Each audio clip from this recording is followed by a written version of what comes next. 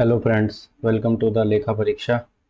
आज हम detail syllabus discussion करने वाले हैं ईएमआरएस अकाउंटेंट के लिए। ओके, ईएमआरएस अकाउंटेंट एग्ज़ाम के लिए डिटेल सिलेबस डिस्कशन करने वाले हैं मार्क्स अलोकेशन वाइज, और उसका एबीसी एनालिसिस भी करेंगे कि किस तरह से हमको टारगेट करना है for the post of accountant in EMRS. Okay, तो बात कर लेते हैं पहले नॉन टेक्निकल सब्जेक्ट की। तो ये यहाँ से लेकर यहाँ तक जो है ये सब आपके नॉन टेक्निकल सब्जेक्ट है। Reasoning, quant, general Hindi, general English and basic computer knowledge, general awareness. ठीक है, अगर मार्क्स एलोकेशन की बात करें तो ये आपका हो जाता है 20 मार्क्स का। ये आपका हो जाता है क्वांट 30 मार्क्स का, जनरल हिंदी 10 मार्क्स की, जनरल इंग्लिश 10 मार्क्स की, कंप्यूटर और जनरल अवेयरनेस, ठीक है, दोनों मिला के 20 मार्क्स हो जाते हैं। हम इनको 10 + 10 मान सकते हैं। ठीक है, वी कैन अज्यूम 10 + 10।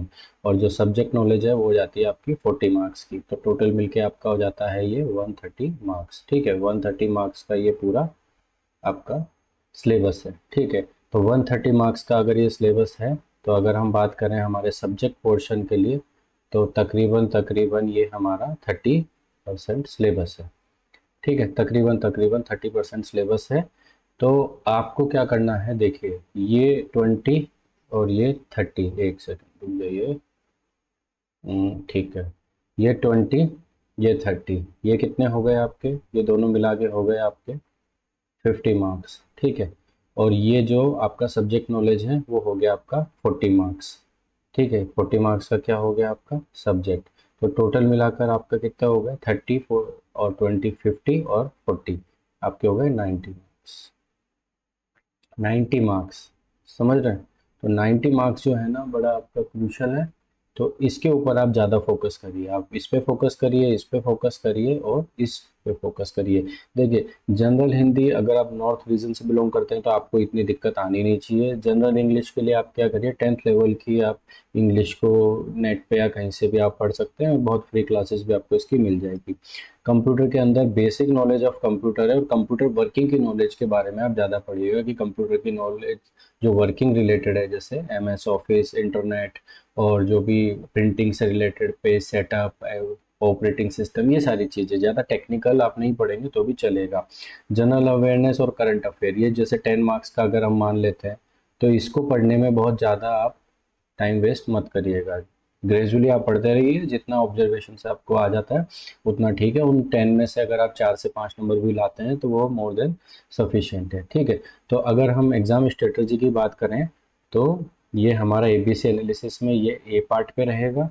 ठीक है, क्वांट जो है हमारी ये बी पार्ट पे रहेगी, और रीजनिंग हमारी सी पार्ट पे रहेगी। यानी कि हमको पहले इसको तैयार करना है, फिर इसको तैयार करना है, फिर इसको तैयार करना है। ठीक है, अगर हम वैसे बात करें तो एबीसी एनालिसिस में ये तीनों ही टॉपिक मिला के कैटेगरी ए के हैं, इनमें पढ़ाई कम है और नंबर बहुत ज़्यादा आने वाले हैं। ठीक है, तो ये सब आप देख लीजिएगा, सिलेबस इस तरह से है। अब डिटेल सिलेबस बात करते हैं हमारा सब्जेक्ट का, जिससे हमको सरोकार है। ठीक है, सब्जेक्ट की बात कर लेते हैं। देखिए, फाइनेंशियल अकाउंटिंग है। अब ऊपर अगर देखिएगा जो सिलेबस ऊपर था, इसमें क्या दिया गया है, अकाउंटेंसी दिया गया है। सब्जेक्ट नॉलेज कवरिंग अकाउंटेंसी, यानी अकाउंटेंसी की क्या होती है, आपकी ब्रांचेज होती है। ठीक है, अगर हम बात करें अकाउंटेंसी की ना, तो अकाउंटेंसी की ब्रांचेज होती है। उसमें आपकी फाइनेंशियल अकाउंटिंग भी होती है। ठीक है, इसमें आपकी मैनेजमेंट अकाउंटिंग भी होती है, इसमें आपकी कॉस्ट अकाउंटिंग भी होती है। तो इसमें कहीं स्पेसिफिक तो दिया नहीं है, तो हमको इसके बारे में तो बहुत ज़्यादा से पढ़ना है, फाइनेंशियल अकाउंटिंग।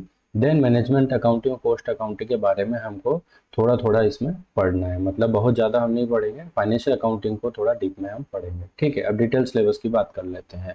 ठीक है, ध्यान दीजिएगा। फाइनेंशियल अकाउंटिंग, इसके अंदर आपके आ गए accounting principle and concept. Principle and concept की अगर हम शॉर्ट में बात करें तो क्या हो जाएंगे, गैप्स। ठीक है, डबल एंट्री अकाउंटिंग सिस्टम, जो कि मॉडर्न अकाउंटिंग सिस्टम है, वो डबल एंट्री अकाउंटिंग सिस्टम हमको पढ़ना है। ठीक, उसके बाद में प्रिपरेशन ऑफ फाइनेंशियल स्टेटमेंट, यानी फाइनेंशियल स्टेटमेंट कैसे बनाया जाता है, trading account, P and L balance sheet, income statement, ये सारे डिस्कशन और ये सारी बातें हम करेंगे। जनरल एंट्रीज, जेबी कैसे पोस्ट होती है, लेजर मेंटेनेंस, लेजर में कैसे बैलेंस ट्रांसफर होता है, कैसे क्लोजिंग होती है। ठीक है, वो हो गया। BRS bank reconciliation statement. Bank reconciliation statement जो है ये बहुत इंपॉर्टेंट है किसी भी एग्जाम के लिए, ठीक है, ये अकाउंटेंट का है तो इसके लिए तो बहुत इंपॉर्टेंट है। फिर ट्रायल बैलेंस हो गया, फाइनल अकाउंट्स हो गए, ठीक है। तो ये बेसिकली फाइनेंशियल अकाउंटिंग में ग्रॉसली ये सारी चीज़ें हमको पढ़नी है। देन फाइनेंशियल मैनेजमेंट की बात करें तो फाइनेंशियल प्लानिंग एंड एनालिसिस, ठीक है। उसके अलावा हम इसमें सिर्फ कॉन्सेप्ट पढ़ेंगे और बेसिक पढ़ेंगे, ठीक है। कॉन्सेप्ट्स एंड बेसिक्स किसके अंदर, capital budgeting and investment decision, क्योंकि ये कोई इन्वेस्टमेंट कंपनी तो है नहीं, एएमआरएस एक एजुकेशनल बॉडी है, तो ये इसका वेटेज उतना ज़्यादा होने वाला नहीं है, बट इसको हम एक क्लास में ख़त्म कर देंगे।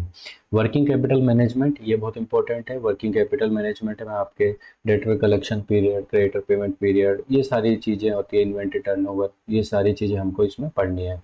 फाइनेंशियल रिस्क मैनेजमेंट इसको थ्योरेटिकली पढ़ेंगे। फाइनेंशियल मार्केट एंड इंस्टीट्यूशन ये भी थ्योरेटिकली, कहाँ से आपको लोन मिलता है, आपके सस्ते लोन कौन से हैं, महंगे लोन कौन से हैं, सिक्योर्ड अनसिक्योर्ड कोलेटरल सिक्योरिटी, ये सब बातें इसमें करेंगे।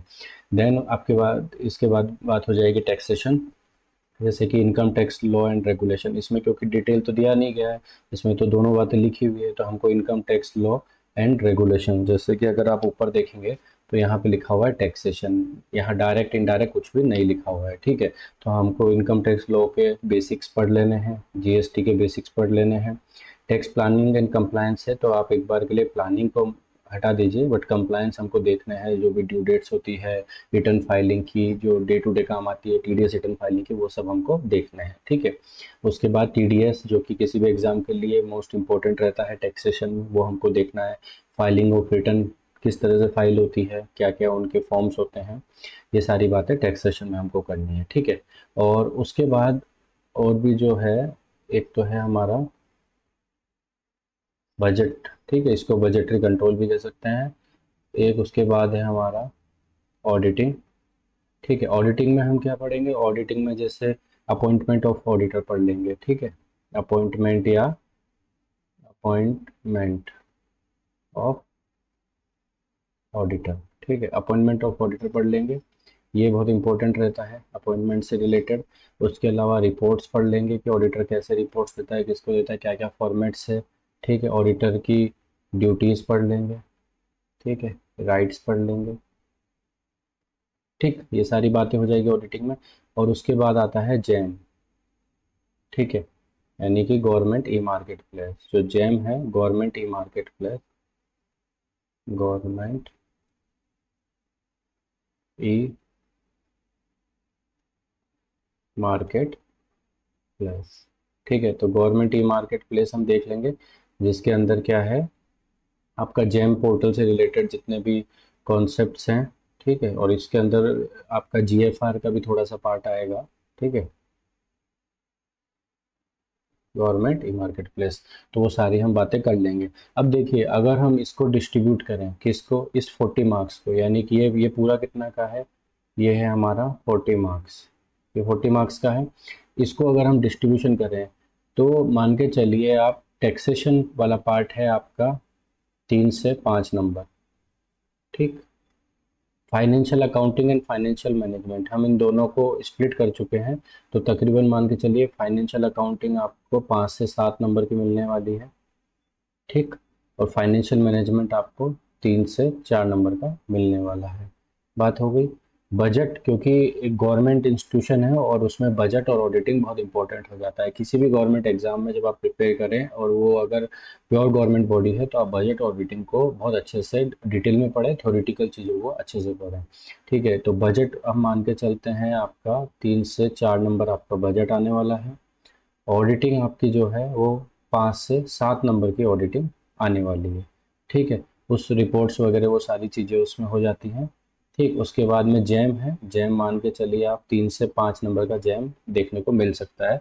नया कॉन्सेप्ट है, पूछने को क्वेश्चन उनके पास में हज़ारों हैं, किस भी तरह के क्वेश्चन बना सकते हैं, बट हम बेसिक बातें करेंगे, प्रैक्टिकल बातें करेंगे, जो इंस्टीट्यूट में काम आती है, जो गवर्नमेंट कंपनीज में काम आती है, ठीक है। क्योंकि मैं भी जैसे एक पीएसयू में काम करता हूँ, तो मुझे पता है कि किस तरह से जैम काम करता है, ठीक है। तो ये सारी बातें यहाँ हो जाएगी। तो अगर आप इनका ओवरव्यू देखें तो 7 4 11, 11 और 5 16, 16 4 20, 20 और 7 आपका 27 और 5 32।